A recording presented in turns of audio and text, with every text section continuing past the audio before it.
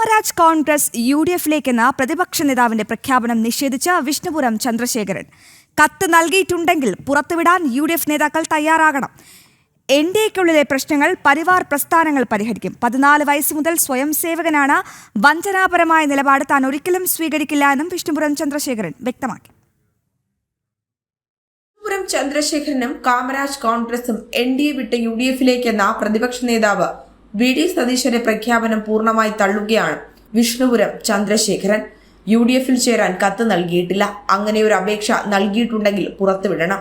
അതിൽ ഇന്ന് അവിടെ ചർച്ച ചെയ്തു എന്ന് പറയുന്ന വിഷയം ഞാനത് നിഷേധിക്കുകയാണ്. കാരണം അവർക്ക് അങ്ങനെ ഒരു അപേക്ഷ നൽകിയിട്ടുണ്ടെങ്കിൽ ആ അപേക്ഷ പുറത്തുവിടുന്നു.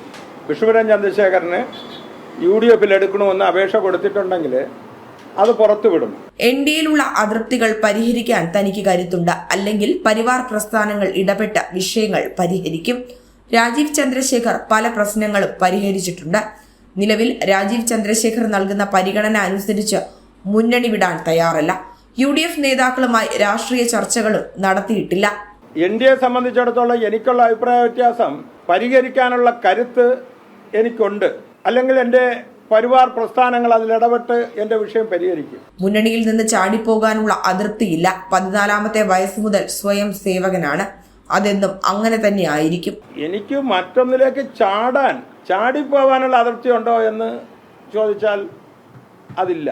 രണ്ടാമത് മനസ്സുകൊണ്ട് 14ാമത്തെ വയസ്സ് മുതൽ ഇപ്പോൾ 62 വയസ്സ് വരെ ഞാനൊരു സ്വയംസേവനാണ്.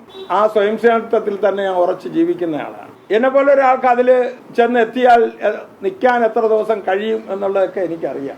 ഞാൻ എല്ലാത്തിനും വ്യക്തമായ അഭിപ്രായം പറയുന്ന ആളാണ്. അതത് പറ്റൂല എന്നൊക്കെ ഉള്ള അറിയാം. രാഷ്ട്രീയ ബോധം എനിക്കുമുണ്ട്. കാമരാജ് കോൺഗ്രസിന്റെ സംസ്ഥാന സമിതി നാളെ യോഗം ചേരുന്നുണ്ട്. സംഭവ വികാസങ്ങൾ യോഗത്തിൽ ചർച്ചയാകുമെന്നും വിഷ്ണുപുരം ചന്ദ്രശേഖരൻ അറിയിച്ചു. ജനം, തിരുവനന്തപുരം.